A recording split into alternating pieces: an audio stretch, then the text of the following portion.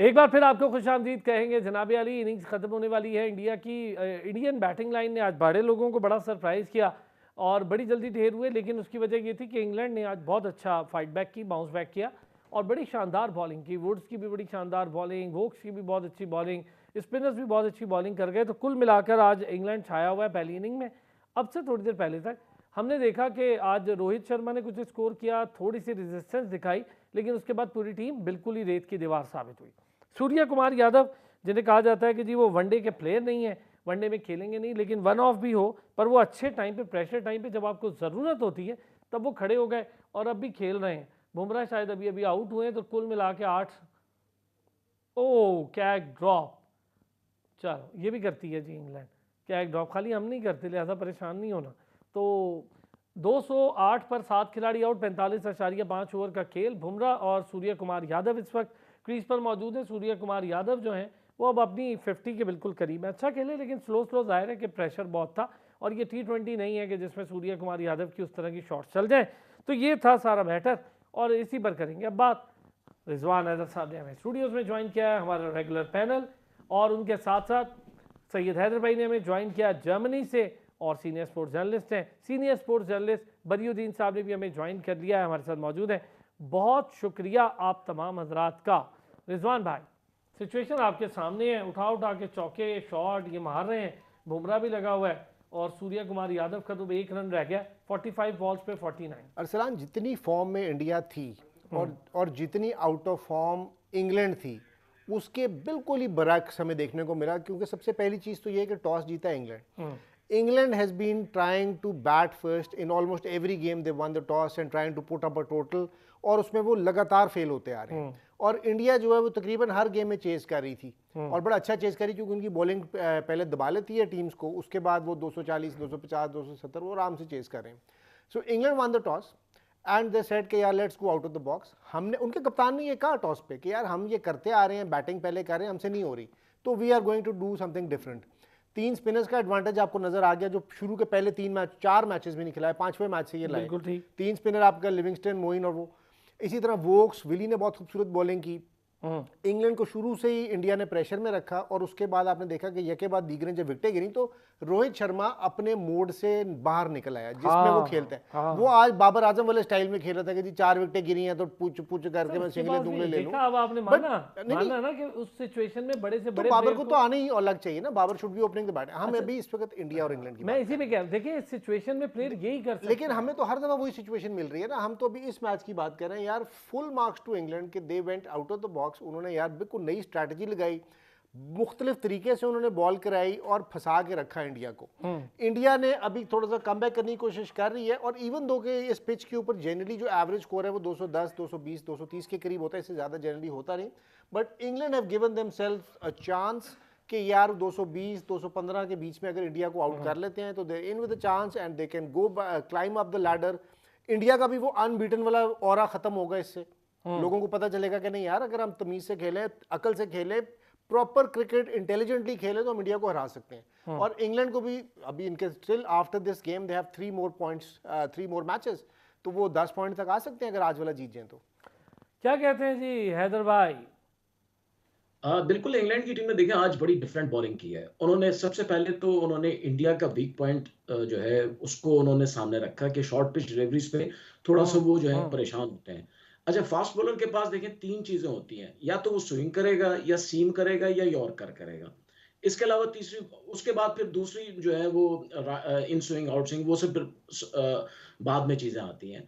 आज इंग्लैंड की बॉलिंग ने सीम ज्यादा की, उन्होंने यॉर्कर नहीं की। उनको पता था कि ये जो है ऑफ द टॉस बहुत अच्छा खेलते हैं, टांगों पे बहुत अच्छा खेलते हैं, फुल पिच को बहुत अच्छा खेलते हैं। उन्होंने आज शॉर्ट पिच ज्यादा कंसंट्रेट किया। उसका रिजल्ट ये निकला कि विराट कोहली जैसा बैट्समैन जो है उसको बाहर निकल के मारना पड़ा। उसको 8 बॉलें, उसको जब एक जगह एक लाइन पे शॉर्ट पिच आई वो परेशान हो गया। रोहित शर्मा ने आज बड़ी अच्छी बैटिंग की। उन्होंने जो बॉल उनको आगे मिली उन्होंने उठा के उसको मारा है, लेकिन जो बॉल उनको शॉर्ट मिली उस पे उन्होंने रोका है। सर 101 बॉल्स पर उसने किए 82।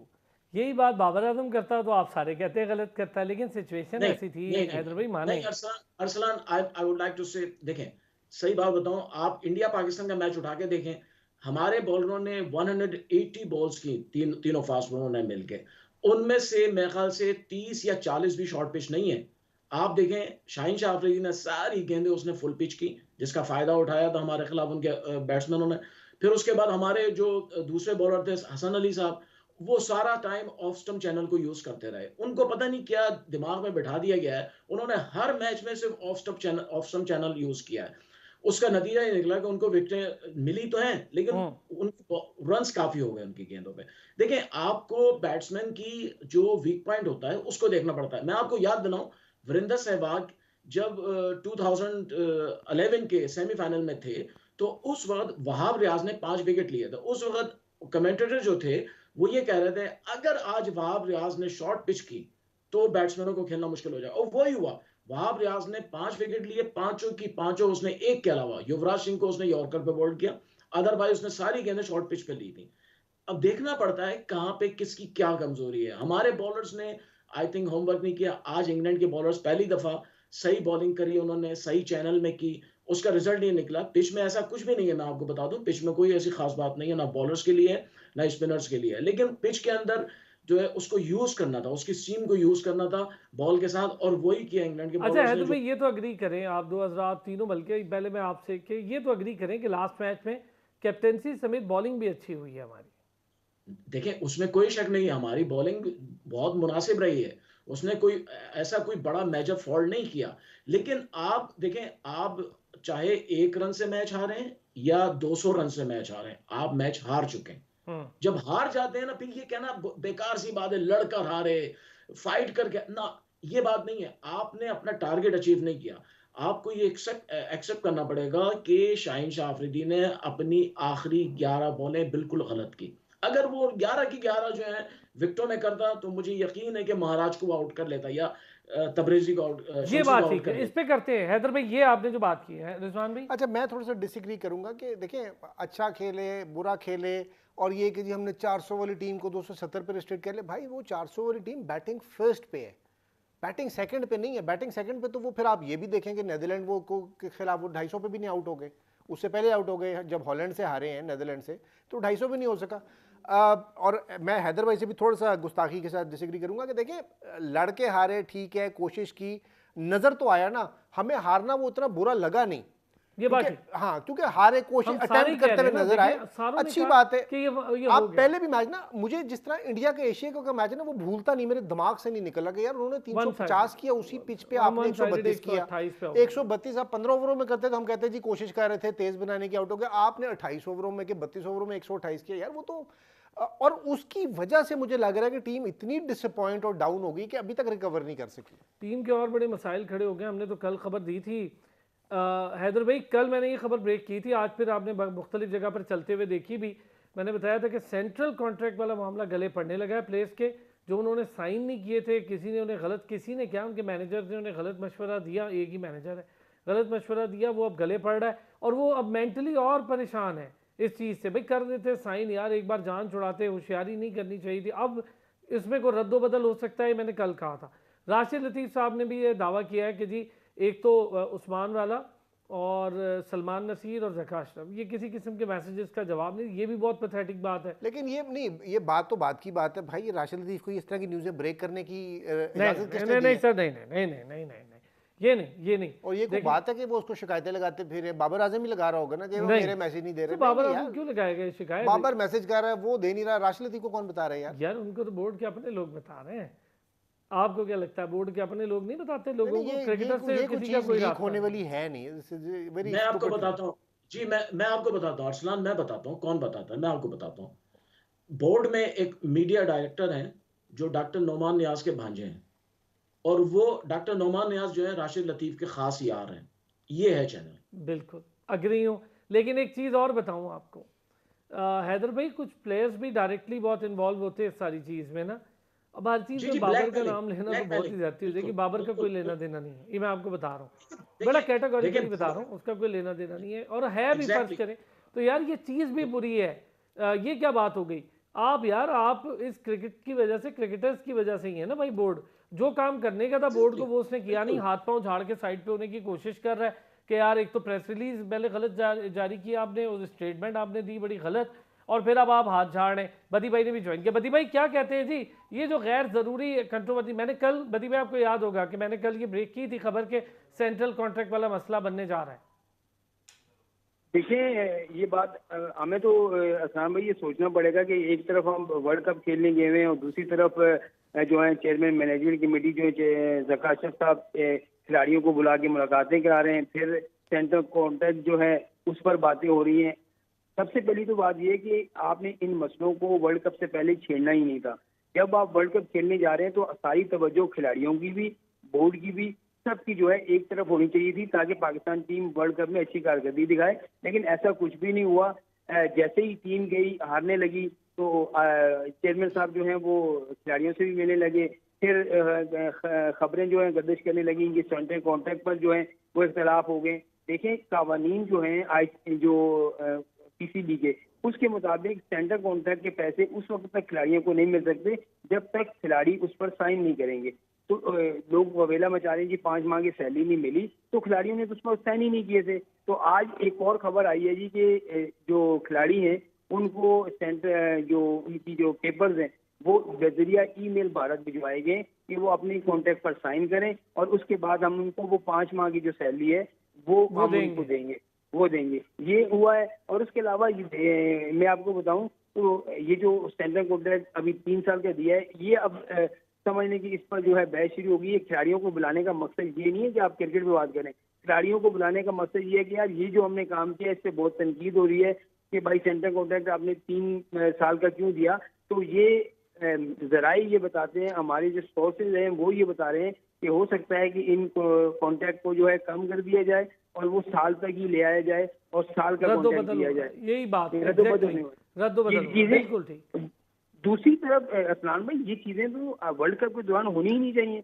मैं ये समझ नहीं आ रहा कि क्यों कर ये रहे हैं आपने की ना बदी भाई बात, ये क्या बात होगी बोर्ड को, ये कौन से काम सूझे हुए हैं यार। मैं वही कह रहा हूँ ना कि आप वो जो आप खबरों की बात कर रहे हैं, खबरों की बात कर रहे हैं, देखें खबरें चाहे वो मीडिया मैनेजर हो चाहे खिलाड़ी हो, इधर उधर की खबरें लीक होती हैं और मनपसंद लोगों को खबरें दी जाती हैं कि ये खबर ऐसी है, इसको आप इस तरीके से ब्रेक कर दो ताकि इंतशार भी फैले। अभी देखिए ना ये जो खबर निकली है इसके बाद अब कितना हो गया। अब खिलाड़ियों के पहले इख्तिलाफात की खबर आई, अब जो है वो सेंट्रल कॉन्ट्रैक्ट में उनके मसले मसाइल है कि एक कहता है कि मुझे बी कैटेगरी में क्यों नहीं शामिल किया, एक कहता है मुझे सी में क्यों कर दिया, एक कहता है मुझे डी में क्यों कर दिया। तो ये चीज़ें जो थी ये पाकिस्तान क्रिकेट बोर्ड ने बैठ कर बंद कमरे में खिलाड़ी या कप्तान या मैनेजमेंट थी उनके साथ डिस्कस करनी थी कि ये हम करने जा रहे हैं, आप क्या कहते हैं। एक उनका खिलाड़ियों का तर्जुमान होता है जो उसकी तर्जुमानी कर रहा होता, और एक चेयरमैन का होता है कि जो चेयरमैन की जो है वो वहाँ से दे रहा होता है कि चेयरमैन ये कह रहा है आप क्या कहते हैं। तो उसी वक्त साइन होते हैं, सेंट्रल कॉन्ट्रैक्ट के पैसे मिल जाते और आगे ये सब चीजें खत्म हो जाती। लेकिन अब जो आप खिलाड़ियों से मुलाकात करें ना, सरफराज को इस वक्त बुलाने का क्या मकसद था, मुझे ये बता। इससे कंट्रोवर्सी और खड़ी होगी। आपकी बात ठीक है, मैं ये कह रहा हूँ आप ये देखिए ना, 2 लोगों को मतलब सरफराज और धानी, मीर हमजा को बुलाया नहीं, टीम को बुलाया नहीं। सरफराज को बुलाना बुरी बात नहीं है, ये ठीक है, जिसको चाहे मिले चेयरमैन, ये कोई मसला नहीं। लेकिन जब टीम जीती ना तो टीम जीती को बुलाते, उसको शाबाशी देते। शान मसूद भी था, साइम अयूब भी था, भाई जो परफॉर्मर थे, फिर वो भी था अपना मीर हमजा भी था, बुलाते ना सबको। भाई खिलाड़ियों को क्यों बुलाएं, एक छोटी सी बात करके आपकी बात काट रहा हूँ, एक बात काट रहा हूँ।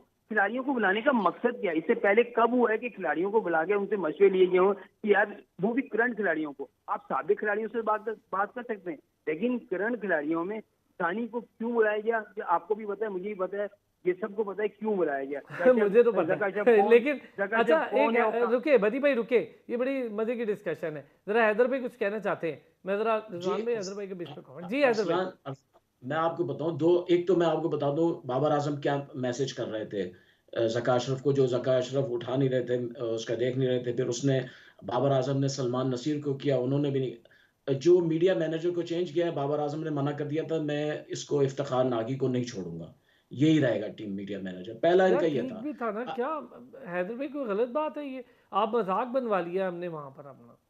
देखिए ना, इंडियन मीडिया ने इसको इतना उठाया है और उसमें हमारे पाकिस्तान के एक बहुत बड़े न्यूज नेटवर्क का हाथ है सारा। उन्होंने इतनी क्या कंप्लेंट कि आप शॉर्ट पहन के घूम रहे हैं। भाई शॉर्ट तो पहन के घूमना तो इंडिया में सारे पूरा जो है हर टीम घूम रही है, उससे क्या फर्क पड़ता है। सेकेंडली कि भाई आप असल बात ये है कि वो कहते थे जी प्लेयर्स के अंदर कि हमें रूमर्स दो, लड़ाई की खबरें दो, हमें ये दो, इंटरव्यू दो, वो ब्लैकमेलिंग थी। अच्छा दूसरी बात ये सरफराज की मैं आपको एक्सप्लेन कर दूं, ये बोर्ड ने जो है ना, ये जका अशरफ ने किसी के मशवरे पर एक क्या कहना चाहिए एक ट्रम्प कार्ड खेला है। बाबर आजम को दबाव में लाने के लिए उन्होंने सरफराज से मिले, हालांकि सरफराज को कुछ नहीं करना है, उल्टा सरफराज को कंट्रोवर्शियल बना दिया है, मुतनाजा बना दिया है। अब लोग हालांकि कहेंगे सरफराज नहीं होना चाहिए, सरफराज ने कुछ कहा ही नहीं है उस मीटिंग में। कोई जी बात ठीक है ना एक कैटेगोरिकली हाँ बता रहा हूँ, ऐसे फजूल बात उड़ा रहे हैं, कोई कैप्टनसी ऐसी कोई बात ही नहीं थी, कोई बात नहीं जी थी। जी कोई बात नहीं ऐसी कोई बात। और बाबर आजम के अलावा इस वक्त कोई कप्तान बनी नहीं। आपका कौन सा ऐसा प्लेयर है जिसकी टीम में जगह बनती है, मुझे सिवाय बताएं। बाबर के। हर एक बिल्कुल हर एक जो है वो मुतसलसल है, हर एक शेकी है। और आपका फिर अब कोई एक ऐसा बात बताऊं, बैट्समैन मैं नहीं है, ब्रेक पर जाता बॉलर हूं नहीं हैदर है। भाई, वापस आता हूं बदी भाई जी को, रिजवान भाई को। एक चीज़ आपको बड़ी क्लियर बता रहा हूँ, एक चीज़ थोड़ी सी डिफरेंट भी हो जाएगी कुछ अरसे में, आप देखेंगे भी। ये 19 को वर्ल्ड कप खत्म होने दें, इसके एक दो हफ्ते में बहुत अच्छी खबर भी है, तो लोगों के लिए अच्छा होगा। कुछ चीज़ें बहुत तब्दील होने वाली हैं और वो शायद बहुत अच्छी तब्दीली होगी क्रिकेट बोर्ड के हवाले से। और उसमें फिर आपको नजर आएगा कि जो ये खबरें होती हैं कि जब हार के आओ तो कैप्टन बदल दो, भाई या तो रखो नहीं, 3 साल रखो तो बैक करो। वापस आते हैं ब्रेक से, इस पर बात करते हैं। वेलकम बैक जी।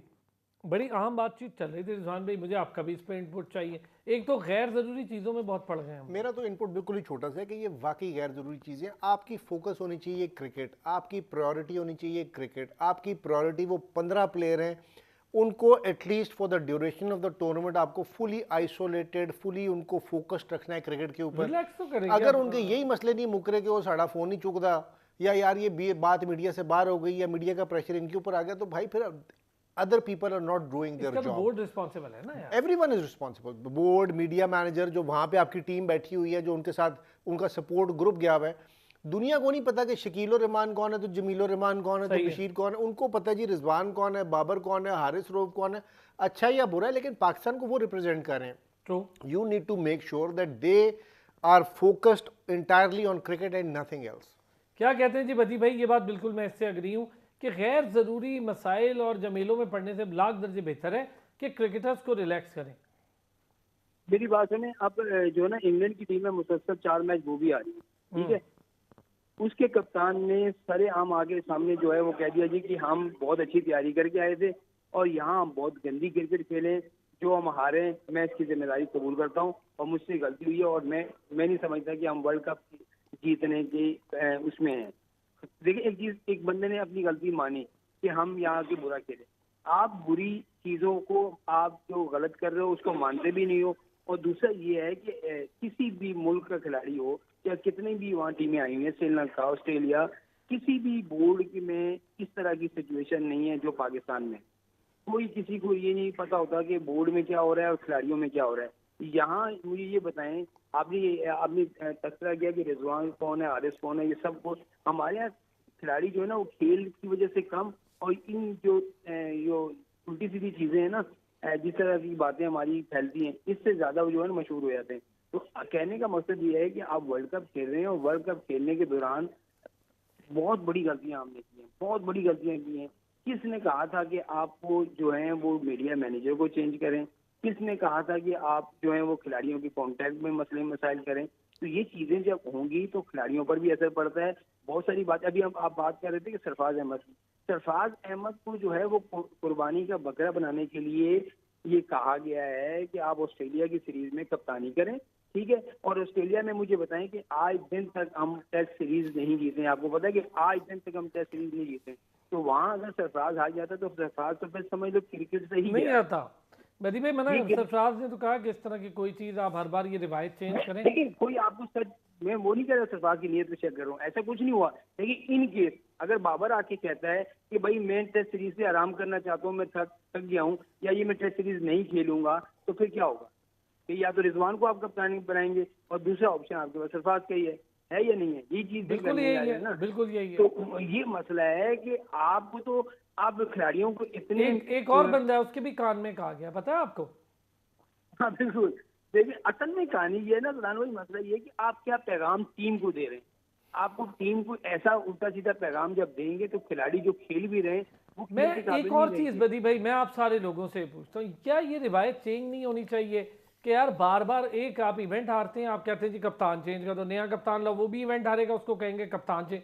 मतलब ये तो कोई यार रोहित शर्मा हारा है भाई वर्ल्ड कप, उसने दो दो T20 के वर्ल्ड कप हरवाए हैं, वो अब नहीं नहीं, एक लेकिन T20 अरसलान का। हम भी तो 3 हार गए ना वर्ल्ड कप, T20 का पहले हारे, दूसरा सर हारे। लेकिन बात नहीं, उन्होंने हटाया नहीं। आई एग्री कि वर्ल्ड कप का हारने से कप्तानी का ताल्लुक नहीं होना चाहिए, लेकिन आपने ओवरऑल तो मॉनिटर करना है ना कि कौन कप्तान ठीक जा रहा है, नहीं जा रहा। अच्छा अब सुने, आपकी बात से ठीक, चल आप पहले अपनी बात पूरी करें, मॉनिटर करना है कि जी कौन। हाँ लेकिन सर बोर्ड का रोल है, तो बोर्ड सर ने एक चीज गलत की है ना। अब बोर्ड ये कहे जी हमने तो बाबर को कहा था जो मर्जी कर लो, भाई तो तुम सो रहे हो, चीफ सिलेक्टर सो रहा है, कोच सो रहा है, भाई ये पॉसिबल ही नहीं है। आप जिसको एम्पावर करोगे तो आप करोगे, हटाना यार अब हटा रहे देखो, हैं। आपने जिसको एम्पावर किया फिर उसने डिलीवर भी तो करना है ना, he has to be accountable. आप किसी मैनेजर को लगाते हैं किसी काम पे तो फिर सर उसको सिलेक्शन टास्क पे देते पहले हैं। बोलना था ना। तो फिर ये तो प्लेयर का भी काम था ना, बैट्समैन का भी काम था, भाई मेरी कप्तान बात, का भी काम था कि यार मुझे ये असल में टीम बात दो। है, अगर आपने बाबर को उसकी मर्जी की टीम दी और वो डिलीवर नहीं कर रहा और 3 वर्ल्ड कप हो गए तो फिर भाई उससे अपनी पूछना भी मर्जी तो के है। सिर्फ 3-4 लड़के हैं, बाकी तो सब सर फिर दूसरों बता की। देता कि यार मैं तो नहीं इस टीम को कप्तानी कर सकता। सर ये यूनुस नहीं, खान इसी बात पे छोड़ के गया था ना कि ये मेरी मर्जी की टीम नहीं है, कप्तानी के 1 घंटे के बाद मिलने के।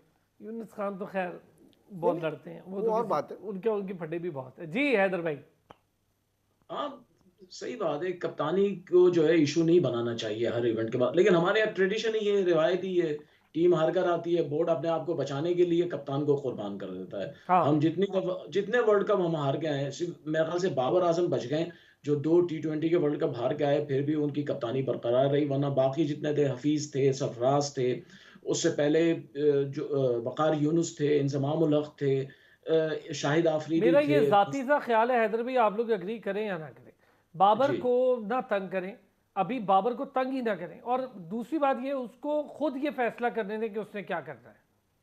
हाँ, बिल्कुल सही बात है। आप देखें, आप थोड़ा सा अपने अपने जो कप्तान है उसको सपोर्ट करें और उससे पूछें, लेकिन उसके साथ साथ हमें जो है बोर्ड का भी एहतसाब करना चाहिए। आप क्या कर रहे हैं, चले कप्तान तो ग्राउंड में जो कर भर्तियां रहे हैं कर कर रहे हैं रहे हैं, सर, भर्तियां कर रहे हैं, टिका के भर्तियां कर रहे हैं।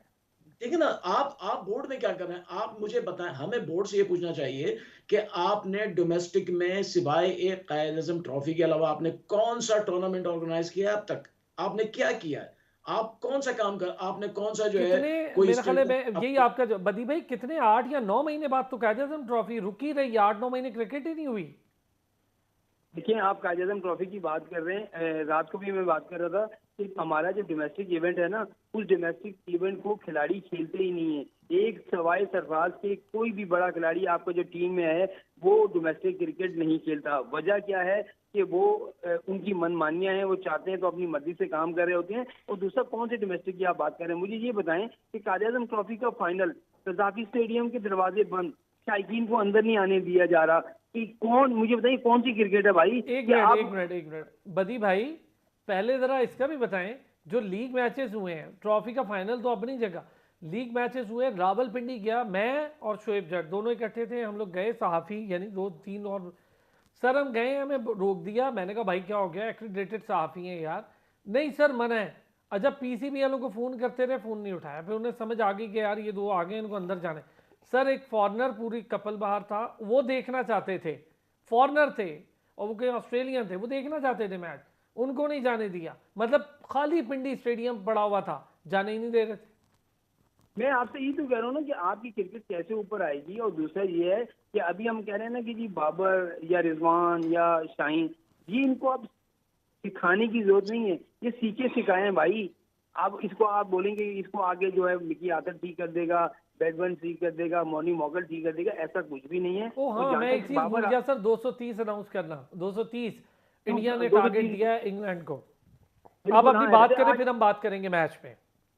हाँ, मैं अब वो ये बता रहा हूँ कि देखें, हम आपको जो है ना पाकिस्तान क्रिकेट बोर्ड को अब जो है ना होश के नाखून लेने होंगे। और जहाँ तक आप कह रहे हैं ना बाबर आजम, मेरे ख्याल से बाबर आजम के लिए सबसे अच्छा असरान भाई यही है, वो आए और कह दे जी कि ठीक है, मेरी कप्तानी में आप हम टीम नहीं जीती, मैंने टीम सेलेक्ट की थी या कुछ भी हुआ था, इससे पहले जो कुछ हुआ मैं अपनी गलतियां मानता हूँ, मुझसे कप्तानी अच्छी नहीं हुई, ठीक है, ये मैं कप्तानी रख रहा हूँ, आप जिसको कप्तान बनाना चाहते हैं बना लें, मैं एज अ प्लेयर खेलने को तैयार हूँ। लेकिन बाबर की इज्जत भी होगी, सब कुछ हो जाएगा, और फिर उसके बाद लग पता चल जाएगा आपको कि हमने कप्तान बनाना किसको है। अब लॉबियां चलती हैं यहाँ पर कि यार यहाँ ये करो तो ये कप्तान आ जाएगा, ये करो तो वो कप्तान। भाई पीएसएल में अगर शाहिनशाह अफरीदी ने कप्तानी अच्छी की है तो क्या वो जो है वर्ल्ड कप में भी अच्छी कप्तानी करेगा? क्या पीएसएल में रिजवान ने अच्छी कप्तानी की है तो क्या वो बड़ी सीरीज में भी अच्छी कप्तानी कर लेगा? ऐसा नहीं होता। अब मेरे ख्याल में आप पीएसएल को वर्ल्ड कप समझ लें, क्योंकि आपको वर्ल्ड कप तो आपके पास आना नहीं है, तो उसी पीएसएल की पीछे एक तरफ लिख दें वर्ल्ड कप ट्रॉफी पाकिस्तान की, तो वो आप अपने शोकेस में सजा के रख लें, यही होगा। क्योंकि नहीं हम तो बड़ी फिर ये गैर जरूरी बातें क्यों हो रही है जी? शाहीन रिजवान लाइक क्यों हो रही है भाई? खिलाड़ी जो होते हैं ना, इनके जो, मेरी बात सुने, लोगों को बहुत बुरा लगेगा, ये जो खिलाड़ी होते हैं इनके जो पीछे लोग खड़े होते हैं, इनको चलाने वाले जो होते हैं, जो इनको मशवरे दे रहे होते हैं, वो ऐसी चीजें कराते हैं कि भाई तुम, उसका नाम तो ये जा रहा है और तुम नीचे आते जा रहे हो, वो तो ऊपर जा रहा है, तुम नीचे आते जा रहे हो, तो ये चीज करो तो तुम्हें ज्यादा फायदा होगा, वो करोगे तो तुम्हें नुकसान होगा। भाई जब पाकिस्तान टीम है, ये किसी के घर की टीम नहीं है, गली मोहल्ले की टीम नहीं है, तो मेरे ख्याल में बाबर ने, मैं मानता हूँ कि 2019 से वो कप्तानी कर रहा है, उससे कप्तानी नहीं हुई, गलतियां कर रहा है, सब कुछ हो रहा है, वो नहीं कर पा रहा। तो फिर आप ऑप्शन मुझे बता दें कि अगर बाबर आजम कप्तान नहीं होगा तो आपके पास दूसरा ऑप्शन कौन सा है कि वो आकर आपकी टीम को एकदम नीचे से ऊपर ले जाएगा और आप जो है, अभी चैंपियंस ट्रॉफी आ रही है उसमें भी आप जो है वो जीत जाएंगे? ऐसा नहीं T20 होता। का फिर वर्ल्ड कप आ रहा है 2024 में, आगे फिर आपकी 2024 क्या, देखिए आपकी टीम का मुराल इतना गिर चुका है कि अब आप जब 6 महीने बाद जो है आपने T20 वर्ल्ड कप खेलना है, चलें ठीक है, 13 महीने तक आपने वनडे कोई नहीं खेलना, आपके लिए वो है कि आप टीम बनाएं, कैसे बनाएं कैसे नहीं। अब आपने टेस्ट खेलने हैं और उसके बाद T20 वर्ल्ड कप खेलना है, तो मेरे ख्याल में इन चीज़ों को पाकिस्तान क्रिकेट बोर्ड को किनारे करके, असल में यार मैं फिर पाकिस्तान क्रिकेट बोर्ड कहता हूँ, पाकिस्तान क्रिकेट बोर्ड है कहाँ? जो चेयरमैन मैनेजमेंट कमेटी है उनको खुद नहीं पता वो कैसे किसी के डिसीजन ले सकते हैं, कैसे किसी को सेंटर कॉन्ट्रैक्ट दे सकते हैं, कैसे किसी को जो है ना निकाल सकते हैं, कैसे किसी को मैं रख आपको सकते एक हैं। चीज भाई वो तो बताता हूँ, खुद आपकी आप बात बिल्कुल अभी तक ठीक। तो कानूनी तौर पर आया ही नहीं है। अग्री अग्री, लेकिन एक चीज सर, चलिए इसके बाद जरा मैच में जाते हैं, लेकिन एक चीज डिस्कस, रिजवान भाई, मैं उन क्रिकेट बोर्ड की बात करता हूँ जहां पर बुरा हाल है और उनकी बात करते हैं जहां पर हाल अच्छा है। बांग्लादेश हो गया, श्रीलंका हो गया, जिम्बाब्वे हो गया और अफगानिस्तान भी, इस जगह पर कंट्रोल कहीं और होता है। तो आप हालात देख लें, वेस्ट इंडीज़ के हालात देख लें, तबाही फिर गई। जो अच्छे बोर्ड है, इंग्लैंड हो गया, ऑस्ट्रेलिया हो गया, साउथ अफ्रीका समेत, इंडिया हो गया, न्यूजीलैंड हो गया, इनके हालात ये है कि जी अब जे शाह जैसा नमूना भी वहाँ पे हेड है, चला रहा है, बिल्कुल वो हेड है वहाँ। स्ट्रक्चर ठीक है ना। अब क्या है, जे शाह सर ना तो टीम के स्पॉन्सरशिप पे उनके प्लेयर्स के साथ ये कर सकता है कि इसको नहीं, कैप्टन तक जे शाह चेंज नहीं कर सकता। वहां पर जो डायरेक्टर्स हैं, जो क्रिकेट ऑपरेशन जो कमेटी है ना, जी वो क्रिकेट फैसला ऑपरेशन हेड्स हैं, ये उनका काम है। जे शाह को पता ही नहीं होता, उसका सिर्फ काम है वो एक समझ लें आप, आएगा, फिगर हेड आएगा, बैठेगा और चला जाएगा। आप इंग्लैंड और ऑस्ट्रेलिया के क्रिकेट बोर्ड्स के चीफ के मुझे नाम बता दें, किसी को भी नहीं पता। नहीं किधर जक्का अशरफ भाईजान, यार देखिए ये बात सही कही है उन्होंने, बदी भाई ने, कि यार ऐसे खाम खामे नाम उछल रहे हैं, बोर्ड के नाम ही नहीं पता होते। हाँ, मैं वही तो कह रहा हूँ कि आपको इंग्लैंड वाले का नहीं पता, आपको अच्छा ना वो कोई एक्स क्रिकेटर्स हैं, वो ऐसे लोग हैं जिनका इतना क्रिकेट के अंदर है लेकिन वो बैकग्राउंड में होते हैं, ना किसी को उसका न्यूजीलैंड वाले का पता होगा। पहले मार्टिन स्नेडन बीच में आ गए थे, उस्मान वाला भी मशहूर हुए फिर थे। मैं वही बात कर रहा हूँ कि देखें जो जिसका काम है ना वो अपने काम पे रहे। ये इनको यहाँ पे पता नहीं मीडिया का ऐसा दाव लगा हुआ है या शौक चढ़ा हुआ है कि मेरी तस्वीर आ जाए, मेरा नाम आ जाए, मेरा ये हो जाए, प्लस फिर आपके पर्क्स एंड बेनिफिट। आपका काम अगर क्रिकेट के ऊपर फोकस होना तो वो ठीक रहेगा। अगर आपका काम पर्क्स एंड बेनिफिट्स के लिए है कि जी मुझे गाड़ी मिल जाए, मेरा बार का टूर लग जाए, जो कि हमारी मेंटालिटी है, और सारे छोटे बोर्ड में तकरीबन यही हो रहा है क्योंकि रजे हुए लोग नहीं आ रहे सारे जो क्रिकेट से कंसर्न है ना। अब जक्का अशरफ का क्या क्रिकेट से ताल्लुक है यार, बैक एंड पे। मैं ये नहीं कह रहा कि वो क्रिकेटर ही हो, इंग्लैंड ऑस्ट्रेलिया में भी क्रिकेटर नहीं होते, लेकिन वो एसोसिएशंस के थ्रू प्रॉपर काम करते हुए आ रहे होते। ये नहीं होता कि यार प्राइम मिनिस्टर ने कहा कि जी रमीज राजा को बना दो, तो सारा जो डायरेक्टर ऑफ बोर्ड के मेंबर्स हैं वो सारे वो रीजन वाले उसको देना शुरू हो जाते हैं। अगले ने आगे कहा जी नजम सेठी को बना दो, सबने उसको दे दिया। अगले ने आगे कहा जक्का अशरफ को बना दो। जब तक आपका रीजन इतनी इक्विप्ड नहीं होंगी कि वो अपने बंदे लाएं और फिर उनमें से वो सिलेक्ट करें best person for the cricket board, तब तक क्रिकेट ठीक नहीं हो सकती। जी डीपोलिटिसाइज, बिल्कुल सही बात है, बिल्कुल सही बात है। बोर्ड जो है बिल्कुल इंडिपेंडेंट होना चाहिए और उसमें जो है एसोसिएशंस के जरिए उसके औहदेदार होने चाहिए। जी हाँ, आप ऊपर से जो है वो पैराशूट के जरिए लाते हैं लोगों को फिर अपने उसमें उनके बेनिफिट्स होते हैं। अभी आप देखें ज़का अशरफ के आने से पहले कितना शोर मचा है। एक मिनिस्टर कह रहा था जी मेरा आदमी आएगा, दूसरी तरफ से वो कहते थे नहीं जी हमारा आदमी आएगा, तीसरी वो मतलब हमारा क्रिकेट बोर्ड नहीं हुआ, वो कोई पॉलिटिक रिंग हो गया है कि वहां पे पार्टियां लड़ रही हैं कि हमारा आदमी आएगा, वो कहते हैं हमारा आदमी। अच्छा, ज़का अशरफ साहब चलिए हम फिर भी मान लेते हैं वो एक अच्छे ऑर्गेनाइजर, लेकिन आप कुछ दिखाएं भी तो अपनी ऑर्गेनाइजेशन। आप तो सिर्फ मीटिंगें कर रहे हैं, आप लोगों जो है प्लेयर से मिल रहे हैं, उसके अलावा आप क्या कर रहे हैं? आपने समझ लिया बस क्रिकेट जो है वो नेशनल टीम है, उसके अलावा वो कुछ नहीं है। आप अगर चाहते हैं पाकिस्तान में क्रिकेट को जो है, जैसे फर्स्ट क्लास क्रिकेट की बात हो रही है, डोमेस्टिक की हो रही है, आप डोमेस्टिक में पैसे बढ़ा दें। जैसे बदी साहब ने कहा कि वो प्लेयर्स नहीं खेलते हैं, बड़े प्लेयर, आप पैसे बढ़ा दें। आप बोले टेस्ट खेलने वालों को 1 लाख मिलेंगे, फर्स्ट क्लास खेलने वालों को आप 5 लाख मिलेंगे। आप देंगे वो सारे छोड़ के फर्स्ट क्लास खेलना आएंगे, अब शुरू। बढ़ा दिए हैं, अब आएंगे हैदर भाई, अब आएंगे, बढ़ा दिए हैं। नहीं मतलब कुछ करना पड़ेगा ना, आपको अमली तौर पे कुछ ऐसा बाउंड करना पड़ेगा अदनान भाई, जब तक अदनान भाई जब, आप कह रहे हैं आएंगे, और भाई उनके लिए 5 लाख रुपए ना 500 रुपए हैं, जी पता है मुझे। वो करोड़ों की ख्वाहिशें हैं, वो करोड़ों के, वो एक लीग में उनको 5 करोड़ रुपए मिल जाते हैं, तो वो आपके 5 लाख के लिए क्यों आएंगे भाई? ऐड में भी मिल असल जाता में है, इसके ऐड में भी मिल बाद जाता है बदी भाई। एड में भी मिल जाता है। इसके बाद भी आप देखें पाकिस्तान की डोमेस्टिक क्रिकेट में खेलता हुआ आपको बड़ा प्लेयर कोई नजर नहीं आएगा। यही जो सरफराज है यही आपको खेलता हुआ नजर आएगा, या जो आपको हसन अली आ गया वापस से वो खेल लिया, वसीम खेल लिया, बाकी आपकी 4-5 जो बड़े प्लेयर हैं कभी आपको डोमेस्टिक क्रिकेट में फहीम नजर नहीं अशरफ आएंगे। खेलता है यार, आप वैसे उसकी फहीम ये चीज अशरफ को अच्छी है, फहीम चलें, अशरफ वो उसको मुस्तकिल मसला है, खेल रहा है। वो इसमें से खेल रहा है कि उसको देखिए उनको टीम से आउट किया हुआ है, और दूसरा आरिस रोग तो आज दिन तक एक फर्स्ट क्लास मैच नहीं खेला, वो क्यों टीम में है ये भी तो देख लेना। सर उसने पहले पाकिस्तान खेली, 1.5 साल के बाद उसको पहला फर्स्ट क्लास खेलने का शऊर आया।